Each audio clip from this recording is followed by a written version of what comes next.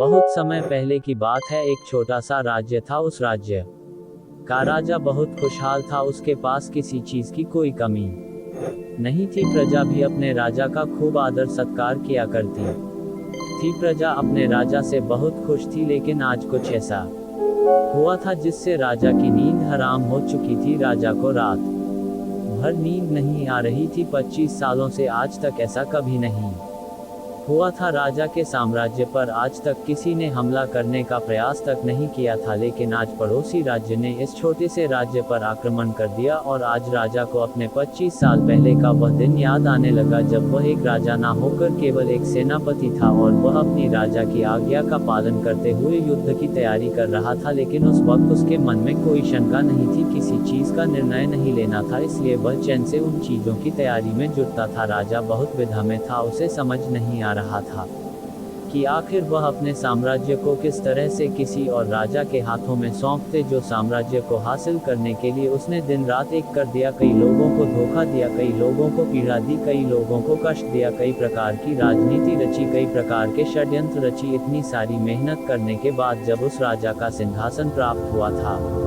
उस सिंहासन को, उस साम्राज्य को वह अपने हाथ किसी और को कैसे थमाती। राजा को कुछ भी समझ नहीं आ रहा था कि वह क्या करे। वह बहुत चिंतित था, परेशान था, करवटें बदल रहा था, लेकिन उसे कोई तरीका सूझ नहीं रहा था। राजा ये बात बहुत अच्छी तरह से जानता था कि बात केवल मेरी नहीं है, इस पूरे साम्राज्य की है। राजा ध्यान करना जानता था। वह बार बार ध्यान करने का प्रयास भी कर रहा था ताकि वह शांत हो सके, उसका मन शांत हो सके और वह अपनी अंतरात्मा की आवाज सुन सके। उसने कई बार प्रयास किया, लेकिन हर बार उसे असफलता ही हाथ लगी। वह अपने मन की आवाज अर्थात अपनी अंतरात्मा की आवाज सुनने में असफल रहा, जिस कारण वह बहुत परेशान था, चिंतित था और बहुत दुविधा में था। वह समझ नहीं पा रहा था कि आखिर वह क्या फैसला करें, और उसके पास बहुत कम समय भी बचा हुआ था। केवल उसके पास आज रात का ही समय था। कल सुबह पड़ोसी राज्य उस पर आक्रमण कर देगा।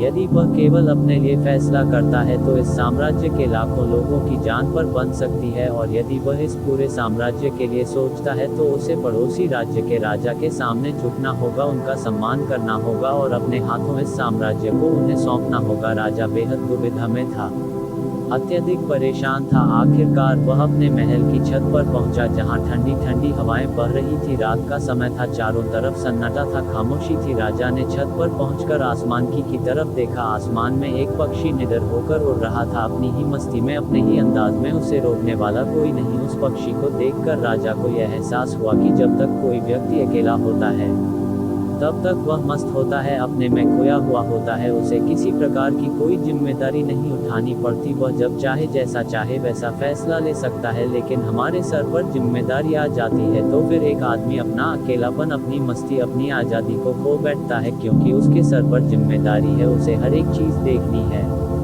समझनी है, और ऐसे बहुत से लोगों को सोच समझकर ही कोई निर्णय लेना है। काफी समय बीत चुका था और अब तक राजा ने कोई निर्णय नहीं लिया था, और जब राजा को कोई भी रास्ता नजर ना आया तो वह अपना घोड़ा लेकर अपने गुरु के आश्रम की ओर निकाल पड़ा। राजा के गुरु भी बहुत सख्त थे। उन्होंने पहले से ही राजा को यह चेतावनी दे रखी थी कि जब तक कोई ऐसी दुविधा ना पड़े, जब तक तुम्हारे पर ऐसी कोई को बड़ी समस्या ना आन पड़े कि तुम्हें मेरी जरूर पड़े, तब तक तुम यहाँ पर कभी मत आना। राजा अपना घोड़ा लेकर आश्रम पहुंचा। वहां पर जब उसने देखा तो उसके गुरु ध्यान में लीन थे। वह अपने गुरु के ध्यान को भंग नहीं करना चाहता था। अपने गुरु को ध्यान में देख उसके मन में एक बार फिर से द्वंद्व युद्ध चालू हो गया। उसका एक मन कहता कि गुरु को ध्यान से बाहर लाए, तभी वहीं पर उसका दूसरा मन कहता नहीं नहीं, यदि गुरु को ध्यान से बाहर लाया गया तो यह उचित नहीं होगा, गुरु क्रोधित हो जाएंगे और फिर उसके बाद क्या होगा यह कोई नहीं जानता। राजा खड़े होकर यह सब सोच ही रहा था, तभी तक आश्रम से आवाज आई है, राजा तुम दरवाजे पर खड़े होकर क्या कर रहे हो, भीतर आओ। राजा आश्रम के भीतर गया और उन गुरु को प्रणाम करके कहता है, गुरुदेव आप तो मेरे मन की बातें भले भांति जानते हैं, आपको ये भी पता होगा कि आज मैं क्यों यहाँ पर आया हूँ और किस बात से मैं चिंतित हूँ। चिंता के कारण मुझे नींद नहीं आ रही। आप ही बताइए मैं क्या करूँ, मैं किस तरह से कोई एक निर्णय लूँ, मैं किस तरह से अपनी अंतरात्मा की आवाज़ सुनूँ जिससे मैं निर्णय लेने में सफल हूँ, किस तरह से मैं एक सफल निर्णय लूँ और किस तरह से मैं अपने साम्राज्य को बचा पाऊँगा। राजा की यह बात सुनकर गुरु मुस्कुराने लगे और राजा से कहते हैं, राजन, हर इंसान के दो मन होते हैं। एक मन उसे कोई काम करने के लिए प्रेरित करता है तो दूसरा मन इस काम को टालने का प्रयास करता है, उस काम से पीछा छुड़ाने का प्रयास करता है, और इन्हीं दोनों मन के बीच में हम फंस कर रह जाते हैं। हम किसी एक तरफ निर्णय नहीं ले पाते, हम किसी एक दिशा की तरफ नहीं बढ़ पाते, और ऐसे समय पर हमारे मन में सवाल उत्पन्न होने लगता है कि जो फैसला हम लेने जा रहे हैं क्या वह सही है या फिर गलत। ऐसी स्थिति हमेशा आधी अधूरी हो जाती है और वह हमें अपने पूरे जीवन भर पर पछताने के लिए मजबूर कर देती है। तभी वह राजा कहता है कि गुरुवर, ये तो मैं भी जानता हूँ और मैं भी इसी शंका में फंसा हुआ हूँ। मैं यहाँ से निकल नहीं पा रहा, मुझे यह नहीं समझ आ रहा कि मैं किस तरफ जाऊं, मैं कैसे सही निर्णय लूं, मैं कैसे अपनी अंतरात्मा की आवाज़ सुनूं जिससे मैं एक सही निर्णय ले पाऊं। आप मुझे कृपा करके कोई मार्ग दिखाए, कोई सही तरीका बताए जिससे मैं सफल और सही निर्णय ले पाऊं, जिससे मुझे जीवन भर पछतावा ना हो। तभी गुरु उसे राजा की बात सुनकर एक बार फिर मुस्कुराने लगे और राजा से कहते हैं, हे राजन, जीवन में कोई भी फैसला गलत या सही नहीं होता। ये तो हमारे मन की संरचना है, ये तो हमारे मन का माया जाल है। वास्तविकता तो यही है कि जो होना होता है वही होता है। हमारे और तुम्हारे करने से कुछ भी नहीं होने वाला, कुछ भी नहीं बदलेगा। लेकिन फिर भी हम अपने अहंकार में ये सोचने लगते हैं कि हम जैसा चाहते हैं हम वैसा ही करेंगे और जैसा हमें चाहिए बिल्कुल वैसा ही होगा। हम यही सोचते हैं कि हम अपने फैसले से दुनिया बदल सकते हैं और इसीलिए हम सही और गलत के चक्कर में फंस कर रह जाते हैं और हम कोई भी काम आगे नहीं उठा पाते, कोई भी निर्णय नहीं ले पाते। लेकिन वास्तविकता तो यही है कि फैसला कभी भी गलत और सही नहीं होता। मान लो कि आज तुमने गलत फैसला भी ले लिया तो भी तुम्हें भविष्य में आगे चलकर सही सीख ही देगा, और यदि तुमने एक सही फैसला ले लिया तो वह तुम्हारे लिए काम बन जाएगी और वह तुम्हारे लिए आगे का रास्ता भी खोल देगी। देखा जाए तो वास्तविक तौर पर दोनों ही परिस्थितियों में तुम्हारा ही फायदा है। जीवन में सही निर्णय कैसे ले, आत्मा खोज यात्रा तुम्हारी ही उन्नति है। कम से कम ऐसे में तुम एक जगह पर ठहरे हुए तो नहीं हो, तुम्हारा मन इस शंका में फंसा हुआ तो नहीं है, तुम इस माया जाल से निकल चुके हो। तभी वह राजा उन गुरु से कहता है, हे गुरुवर, आप कहना क्या चाहते हैं? आप कहानियां तो नहीं कह रहे कि मैं बिना सोच विचार के कोई भी निर्णय ले लूं? क्या ऐसा करना मूर्खता का प्रमाण नहीं होगा?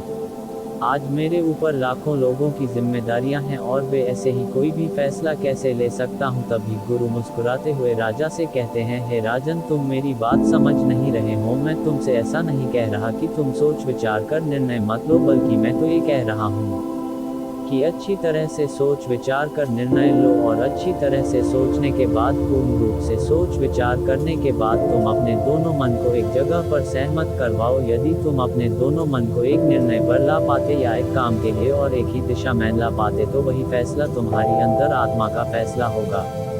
तुमने कई बार यह अनुभव तो किया ही होगा कि किसी काम में तुम्हारा मन तो कर रहा है लेकिन बुद्धि तुम्हारा साथ नहीं दे रही, बुद्धि तुम्हारा पल पल विरोध कर रही है, और ऐसी स्थिति में हमारे मन और हमारी बुद्धि के बीच युद्ध चल रहा होता है। लेकिन यहाँ पर समझने वाली बात यह है कि जो बातें तुम्हारे मन से उठ रही हैं वही बात तुम्हें सही रास्ते पर ले जाना चाहती है। वहीं पर तुम्हारी बुद्धि तर्क वितर्क करके उस रास्ते को साफ करना चाहती है, सभी प्रश्नों का निवारण करना चाहती है। जैसे मान लो कि तुम एक पहाड़ी पर जाना चाहते हो जहां पर तुम्हें ये पता चला है कि वहां बहुत सारा सोना है, लेकिन इसके लिए तुम्हें घने जंगलों से होकर गुजरना होगा। तुम्हारा मन वहां जाने के लिए तैयार है, वह सोना को पाना चाहता है, लेकिन तुम्हारी बुद्धि तुमसे ये कह रही है जंगल बहुत घना है और बहुत खतरनाक भी है, वहां पर तरह तरह के विशाल जानवर रहते हैं, तरह तरह के जंगली जानवर रहते हैं और उसका रास्ता भी सुरक्षित नहीं है। वहां पर चोर डाकू और लुटेरे भी हो सकते हैं, पर पता नहीं वहां पर रास्ते में कुछ खाने पीने को मिलेगा या नहीं मिलेगा, और तो और हमारी जान को खतरा भी हो सकता है। ये सारे प्रश्न हमारी बुद्धि खड़ी करती है, लेकिन इसका अर्थ यह नहीं कि तुम्हारी बुद्धि तुम्हें रोकने का प्रयास कर रही है, बल्कि वह तुम्हें सतर्क कर रही है। और जब तक तुम अपनी बुद्धि के सवालों का निवारण नहीं कर लो तब तक आगे बढ़ना मूर्खता का प्रमाण ही होगा। ऐसे रास्ते पर जाने से पहले तुम्हें अपने खाने पीने की सामग्री का इस्तेमाल करना होगा, उसके बाद सुरक्षा के लिए कुछ हथियार और कुछ सैनिकों को भी साथ लेना होगा, और जब तुम्हारी बुद्धि पूरी तरह से संतुष्ट हो जाए, जब उसके सभी सवालों का निवारण तुम कर लो, तब तुम आगे बढ़ सकते हो। कब तुम्हारी बुद्धि के सभी सवालों का निवारण हो चुका है, लेकिन कुछ ऐसे लोग भी होते हैं जिन्हें पता होता है कि उसे पहाड़ी पर जाना है, लेकिन वह ये भी जानते हैं कि रास्ता बड़ा कठिन है, लेकिन वह अपनी यात्रा कभी शुरू ही नहीं करते हैं। ये बात और है कि हो सकता है कि तुम्हें वहां पर पहुंचकर कोई खजाना ना मिले और तुम्हें वहां से खाली हाथ ही लौटना पड़े, लेकिन तुम्हें इस सत्य को भी जान लेना आवश्यक है कि जो होना होता है वही ही होता है, उसका अफसोस करके कोई मतलब नहीं। तुमने तो अपनी पूरी कोशिश की थी, तुमने अपना पूरा प्रयास लगा दिया था, लेकिन इसके बाद भी तुम्हें सफलता ना मिले तो इसका अर्थ यही है कि वहां पर तुम्हारे लिए जो होना था वही हुआ है। उसका अफसोस करके कोई अर्थ नहीं, लेकिन उसे यूं ही जाने भी नहीं देना चाहिए। उस हार से, उस अनुभव से हमें कुछ सीखना चाहिए, उससे सीख लेनी चाहिए और उसके बाद तुम्हें अपनी कोशिशों को और भी ज़्यादा बेहतर बनाना चाहिए। इसी चीज़ पर काम करना चाहिए, ना कि व्यर्थ बैठकर पश्चाताप करना चाहिए और ना अफसोस करना चाहिए। मैं तो तुम्हें बस यही समझाना चाहता हूँ कि अंदर आत्मा की आवाज़ हमें तब सुनाई देती है जब हमारा मन और हमारी बुद्धि दोनों एक बात पर पूर्ण रूप से सहमत हो जाते हैं। तभी गुरुवर उस राजा को सावधान रहते हुए कहते हैं, हे राजन, मेरी एक बात और अपने दिमाग में अच्छी तरह से बैठा लेना, जब भी कोई हानि होती है तो वह अपने पीछे पश्चाताप और अफसोस जरूर छोड़कर जाती है। तुम्हें हमेशा अपनी हार पर ऐसा ही लगेगा, यदि मैंने कुछ ऐसा कर दिया होता तो शायद मैं सफल हो गया होता, और यही पछतावा, यही अफसोस तुम्हें हर काम के पीछे नजर आएगा जो काम में तुम असफल हुए हो। जब भी कोई व्यक्ति असफल होता है तो वह यही सोचता है कि यदि मैंने इस काम को उस तरीके से कर दिया होता या फिर उसके कहे के अनुसार कर दिया होता तो शायद मैं आज यहाँ पर सफल हो चुका होता। लेकिन वास्तविकता तो यही है कि तुम्हें कभी भी इस बात का एहसास नहीं होने देगी कि तुम्हारे साथ क्या तय किया गया है और तुम्हारे साथ क्या होने वाला है। हाँ, ये बात और है, कुछ सचेत और कुछ जागरूक लोग ही इस बात को जान पाते हैं कि उनके साथ आगे क्या होने वाला है, इसलिए वह कभी भी उस चीज़ के होने का पश्चाताप नहीं करते, उसका अफसोस नहीं करते, क्योंकि उन्हें पूरा पता होता है कि आखिर क्या होने वाला है और वह अपनी पूरी कोशिश करते हैं। उसके बाद जो कुछ होना था वह तो होना ही है, उसमें पछतावा करके क्या लाभ। किंतु जिन लोगों को अपने फैसला पर यकीन नहीं होता वह हमेशा केवल सोचते ही रह जाते हैं, वह हमेशा अतीत के बंधनों में बंधे रह जाते हैं, दुखी रहते हैं, रोते रहते हैं, लेकिन वह अपने जीवन में कुछ नहीं कर पाते। लेकिन एक बुद्धिमान व्यक्ति यह भली भांति जानता है कि अतीत को बदला नहीं जा सकता,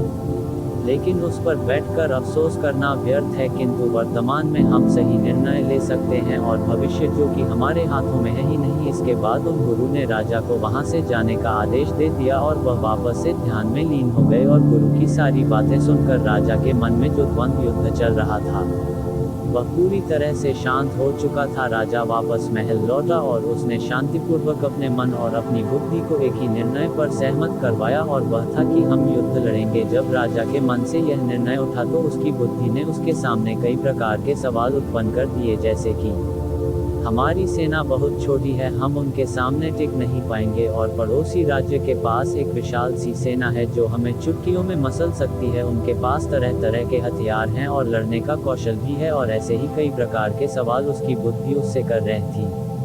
उन सभी प्रश्नों का जवाब देते हुए राजा आगे बढ़ता चला गया और वह इसी निर्णय पर पहुंचा कि हम युद्ध लड़ेंगे। यदि हम सही रणनीति से, सही तरीके से युद्ध लड़ेंगे तो हम छोटी सेना के साथ ही उन्हें हरा सकते हैं। इसके बाद राजा चैन की नींद सो गया और अगली सुबह उसने अपने सेनापति को आदेश दिया कि हम युद्ध लड़ेंगे, सेना को तैयार करो। सेनापति ने राजा की आज्ञा का पालन किया। दोनों ही राज्य में घमासान युद्ध हुआ। हालांकि इस राज्य की सेना बहुत छोटी थी, बहुत कम थी, लेकिन राजा की सही रणनीति के कारण, राजा की सही निर्देशन के कारण आखिरकार राजा ने इस युद्ध को जीत ही लिया।